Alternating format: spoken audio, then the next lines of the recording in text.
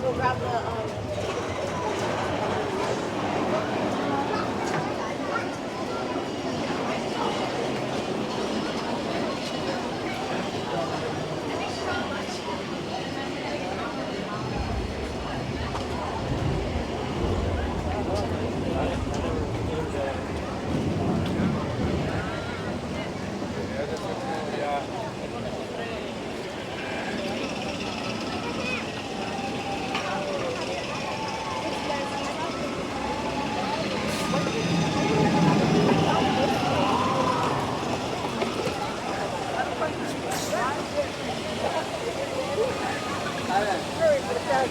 I know, right?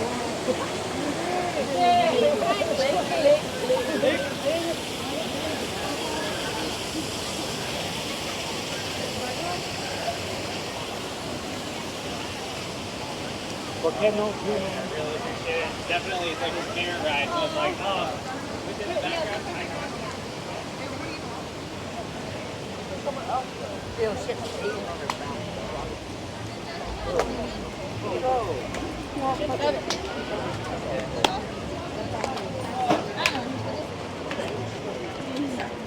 Yeah.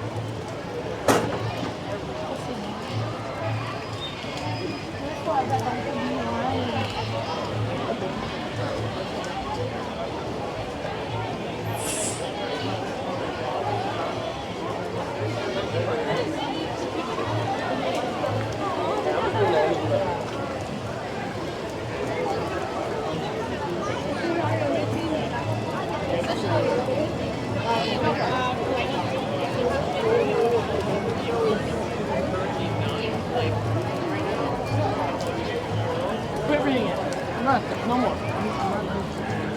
Which ride are we going to? I can see it.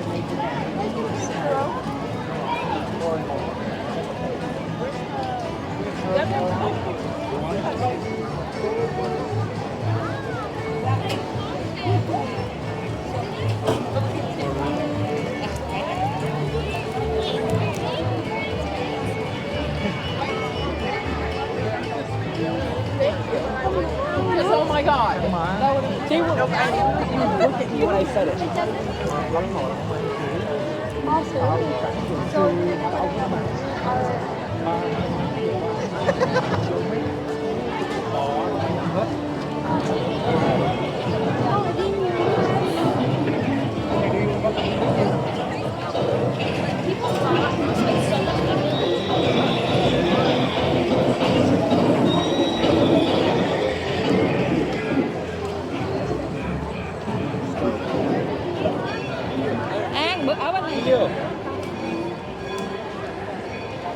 Don't make fun of people. It's all wrong.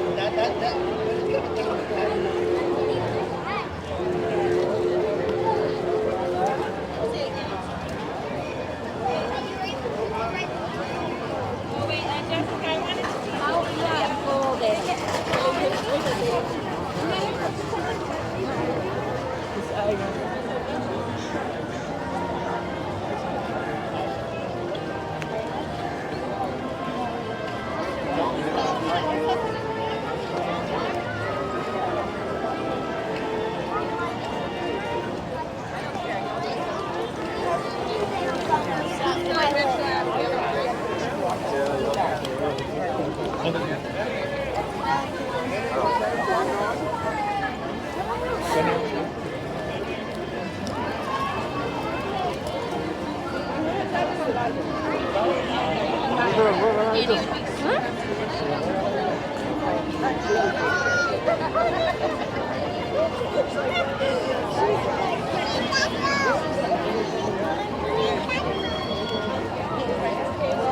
We're gonna go to Frontierland anyway.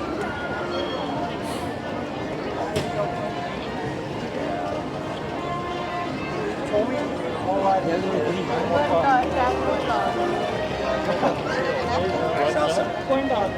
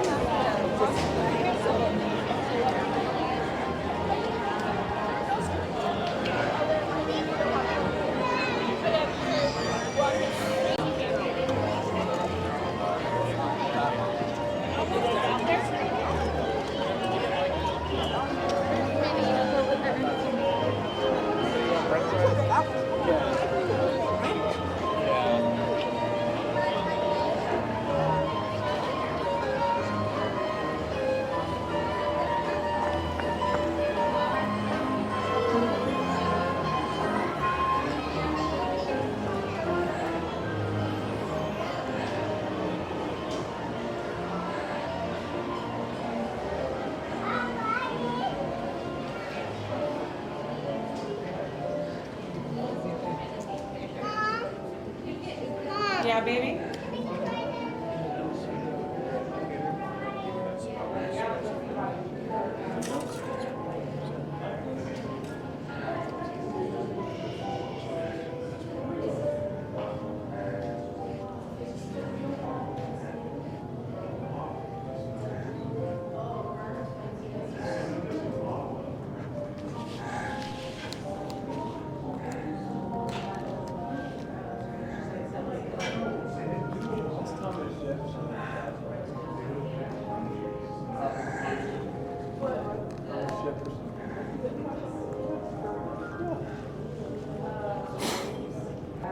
Good evening, everyone. Welcome to the Disneyland Opera House. I'd like to invite everyone to the back lobby to experience our special presentation about Frederick Douglass. This 9-minute video was produced by the National Geographic Society and will be preceding our main presentation of Great Moments with Mr. Lincoln. As a friendly reminder, open food and beverages are not permitted inside the theater as well as strollers. If you do have a child stroller, please park your outside the main entrance doors. We also like to reserve the center portion of our theaters for our guests in wheelchairs, ACVs, and members of their party. You can access these seats by going through the center doors right below the brass window. Again, folks, please come to the back lobby. Our video screens right on the fireplace on our presentation. Once that's over, the opening doors of the theater, Mr. Lincoln awaits. Enter the theater for Great Moments with Mr. Lincoln. We'd like to tell you the story of an unlikely friendship that transformed America forever.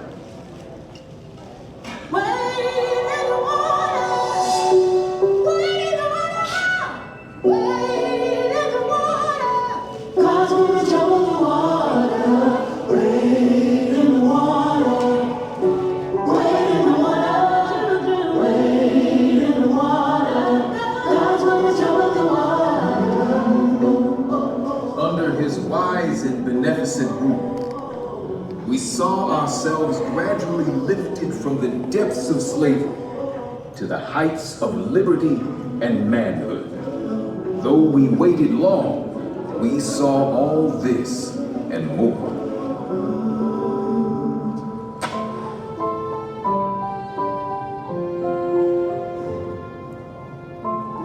Abraham Lincoln is known as the Great Emancipator, but the moniker wasn't earned overnight.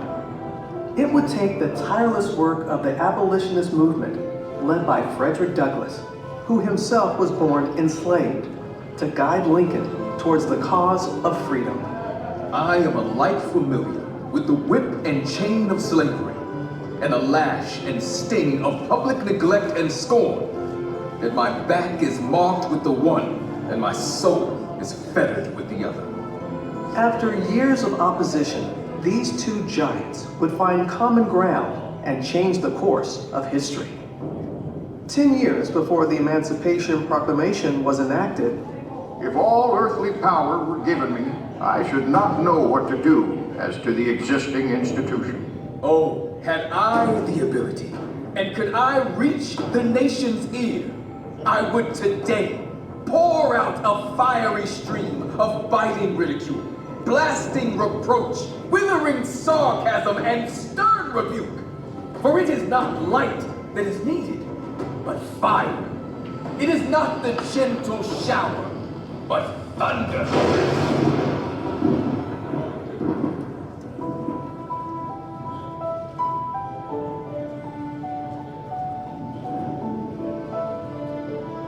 Frederick Douglass never had a pair of pants or shoes until he was about 6 or 7 years old. He would sleep head first in an old corn sack with his feet hanging out on cold winter nights to try and keep himself warm.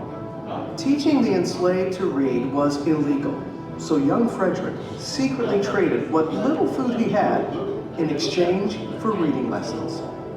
It just shows how much he understood how education was going to be his key to freedom. And a key to freedom it was. At the age of 20, Douglass made a daring escape and went north, settling in Massachusetts. There he soared. From orator, The one cannot be truly free, while the other is a slave. to newspaper editor, Truth is of no color. and best-selling author. From that moment, I understood the pathway from slavery to freedom. He was the central voice of the abolitionist movement. He had this natural gift for communication. He was eloquent. He was charismatic. There wasn't a venue, a building large enough to hold people who wanted to hear him. Would you have me argue that man is entitled to liberty? That he is the rightful owner of his own body? Must I argue the wrongfulness of slavery? At a time like this, scorching irony, not convincing argument, is needed. Much of Douglass's irony was directed towards Washington, D.C.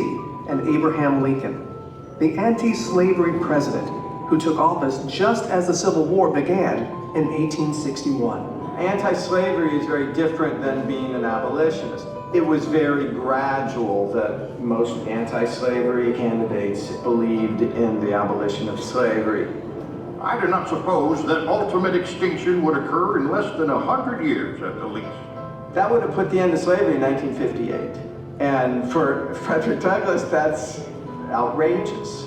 Mr. Lincoln is quite a genuine representative of American prejudice, and far more concerned for the preservation of slavery. Douglass was relentless in his fight for freedom, and with the steady drumbeat of the abolitionist movement in his ear, Lincoln signed the Emancipation Proclamation, freeing enslaved people in the southern states, and for the first time, making it legal for all black men to fight in the Civil War.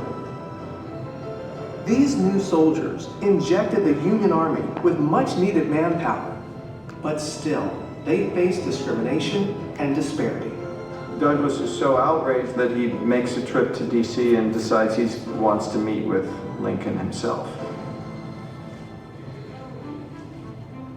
To his surprise, Lincoln agreed to see him immediately. He was ushered up past all of the people that were waiting to see Lincoln that day. And just imagine this visual of this black man just bounding up the steps, and people are looking at him like, who is that? Lincoln begins the conversation and he says, "Hello, Mr. Douglass," essentially. It's good finally to meet you. I've read your writings a lot. I know you've been very critical of me. Their one-on-one left a lasting impression on both men, and Lincoln vowed to improve the conditions for black soldiers. My whole interview with the president was gratifying and did much to assure me that slavery would not survive the war and that the country would survive both slavery and war. A year later, it is Lincoln who needs Douglas's help. He feels he's going to lose re-election, essentially says, I need you. I think the war is going badly. Lincoln entrusted Douglas with creating a plan for aiding the escape of enslaved people from rebel territory so that they could join the Union cause. Douglas writes a detailed letter to Lincoln spelling out his vision of these special forces.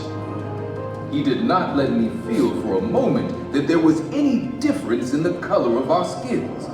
The president is a most remarkable man. With Douglas's support, Lincoln would go on to turn the tide of the war and win re-election. The following year, Douglas returned to Washington once more to attend the inauguration. Now in this multitude of elite of the land, I felt myself a man among men. It's the first time a president devotes most of the speech to African Americans. 1/8 of the whole population were colored slaves. Frederick Douglass heard his words and his language in Lincoln's address. Until every drop of blood drawn with the lash shall be paid by another drawn with the sword. The work that he had done over so many years, he was now hearing this at a very important moment in time in the nation's history. Douglas is invited to the White House for a reception, sees Douglas enter and yells out, "Here comes my friend, Frederick Douglass. There is no man in the country whose opinion I value more than yours." Mr. Lincoln, that was a sacred effort. Oh, freedom. Oh, freedom. Oh, freedom. Frederick Douglass spoke truth to power, and he never stopped fighting for his people, and he understood that the struggle continued. He said, without struggle, there is no progress. Power concedes nothing without a demand. It never did, and it never will.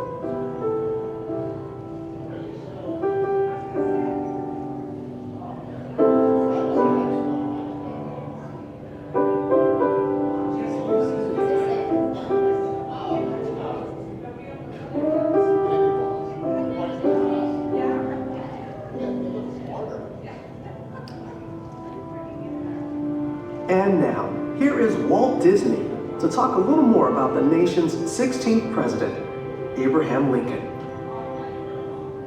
Ever since I was a youngster, I've had a great personal admiration for Abraham Lincoln. So when we decided to bring to Disneyland's visitors some great moments in Mr. Lincoln's life, we began an exhaustive research. We wanted to bring to the people of today the inspiring words of the man who held this nation together during its moment of greatest crisis, the Civil War. To start with, we were fortunate in being able to secure this life mask of the 16th president. How do we get this, Blaine? This is actually a copy of an original life mask by the sculptor Leonard Volk. Before Lincoln was president? Before Lincoln was president. Before he had a beard? That's right.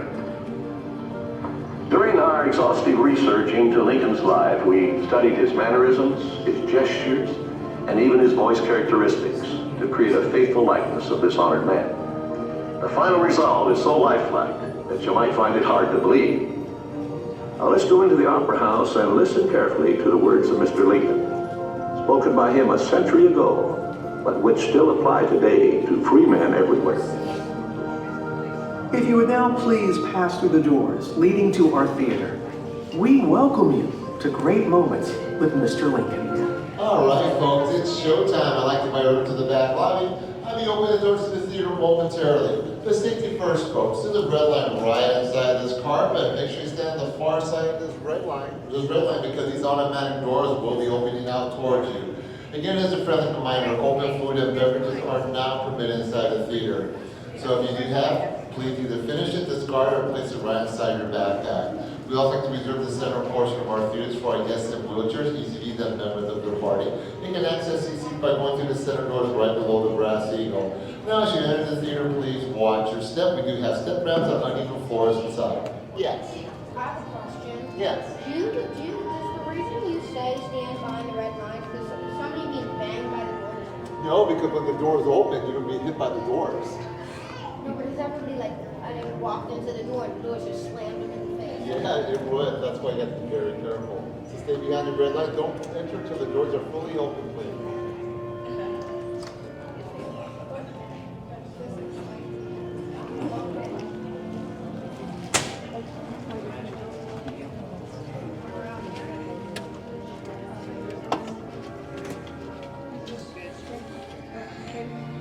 And a warm welcome to the Disneyland Opera House, folks. Not to preserve the dignity of this presentation, we ask a few things from you. That there be no eating, no drinking, and no smoking while inside this theater. Also, folks, for courtesy for all the wonderful guests around you, please no flash photographies, no video lighting, silence those cell phones for me, please.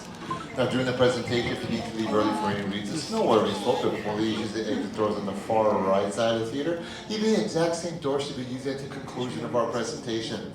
Now, our original presentation first debuted in 1964, New York's World Fair. At that time, Walt Disney introduced 4 new attractions. It's a Small World, the Carousel of Progress, which is still played over inside Disney World, the Magic Skyway, and of course, great moments with Mr. Lincoln, which came to Disneyland only 1 year later in 1965. Now, this being one of Disney's treasures, not only because Mr. Lincoln happened to be the very first human audio animatronics. The original presentation was directed by Walt Disney himself. So folks, to the magic of Disney, I want everyone to sit back and let's all enjoy the great moments with Mr. Lincoln.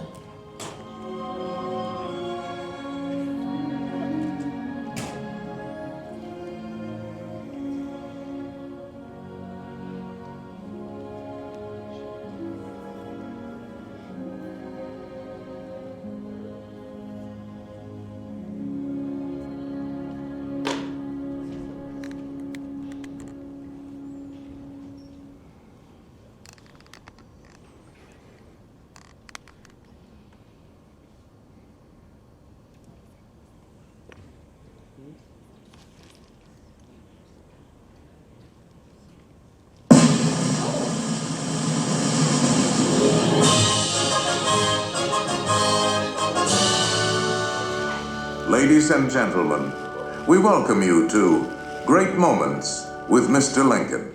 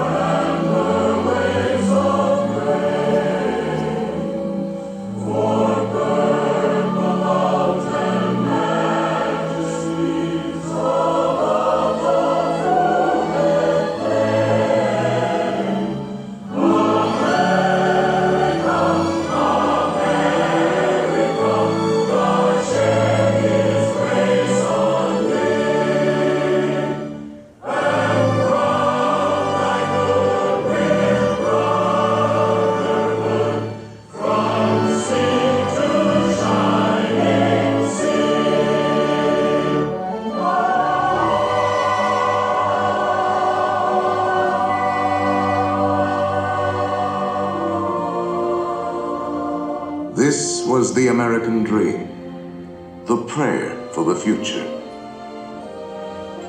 But that golden goal was not to be had without cost. The American way was not gained in a day. It was born in adversity, forged out of conflict, perfected and proven only after long experience and trial. In all of history, no man was dedicated to this dream more than the 16th President of these United States, Abraham Lincoln. Here in his own words is what he once wrote about himself. For at that time, very few people outside Illinois knew very much about this man from the prairie. I was born February 12th, 1809, in Hardin County, Kentucky. My father removed from Kentucky to what is now Spencer County, Indiana, in my 8th year. It was a wild region, with many bears and other wild animals still in the woods. There I grew up. I was large for my age, and had an axe put into my hands at once. And from that to my 23rd year, was almost constantly handling that most useful instrument. I think that the aggregate of all my schooling did not amount to 1 year. At 21, I came to Illinois. Thought of trying to study law. Rather thought I could not succeed at that without better education. I borrowed some law books, took them home, and went at it in good earnest.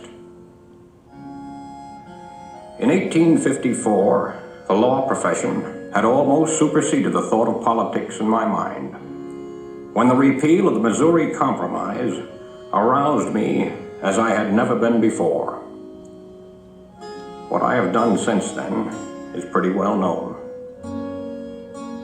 If any personal description of me is thought desirable, it may be said I am in height, 6 feet 4 inches, nearly, lean in flesh, weighing on an average of 180 pounds, dark complexion, with coarse black hair and gray eyes, and no other marks or brands recollected.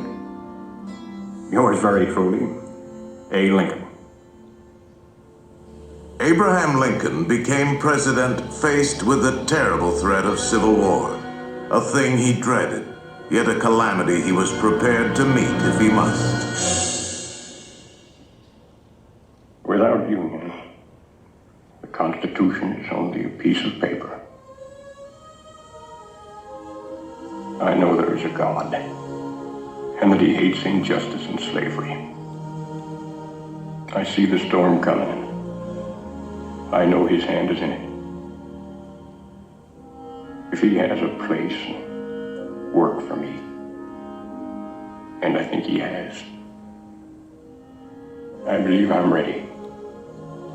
And with God's help, I shall not fail.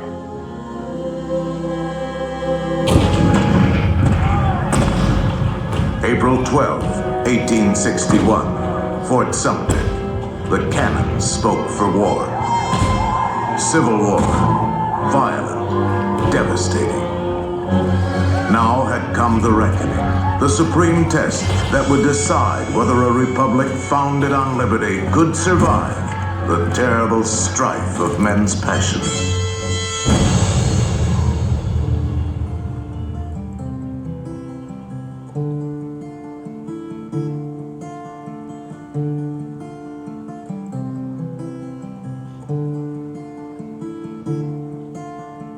Two brothers on their way, two brothers on their way, two brothers on their way.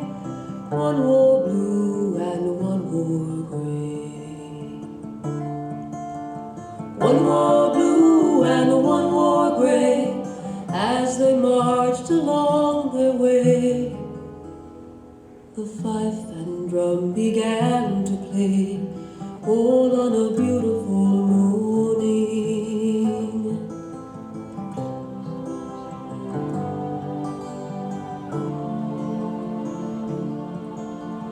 One was gentle, one was kind.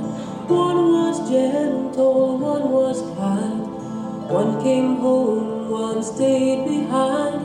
A cannonball don't pay no mind. Cannonball don't pay no mind if you're gentle or if you're kind. It don't think of the folks behind, all on a beautiful morning, all on a beautiful morning.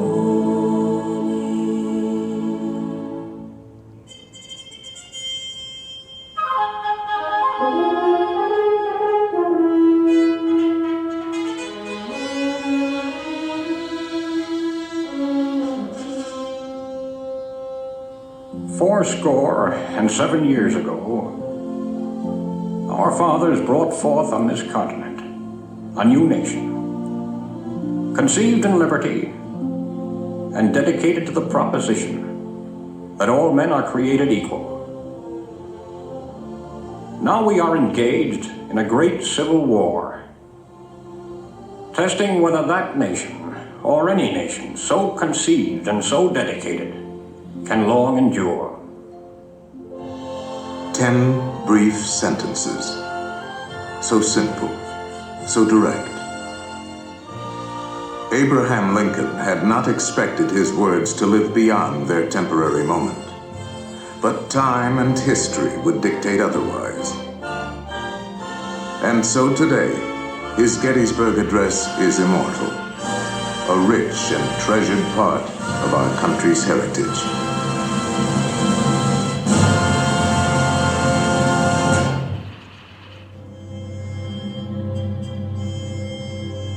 We pay tribute here not to a man who lived a century ago, but to an individual who lives today in the hearts of all freedom-loving people.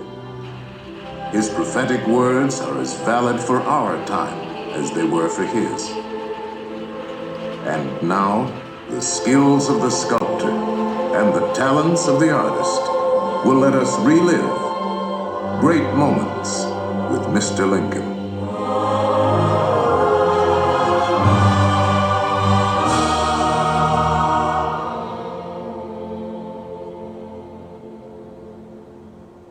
The world has never had a good definition of the word liberty. And the American people just now are much in want of one. We all declare for liberty, but in using the same word, we do not all mean the same thing. What constitutes the bulwark of our liberty and independence?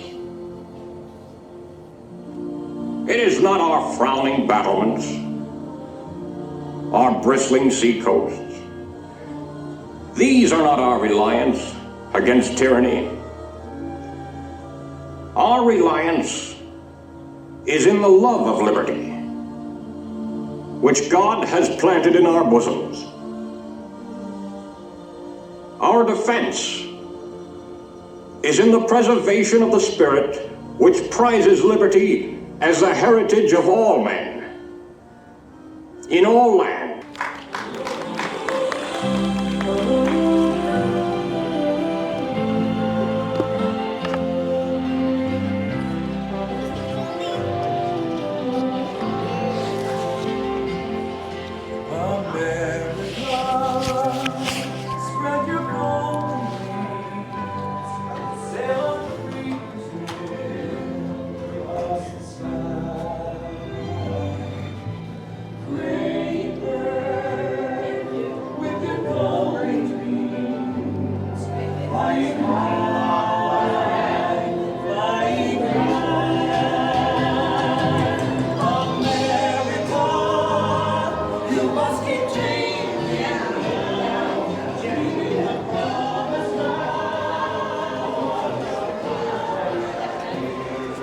Stop, these are so cute.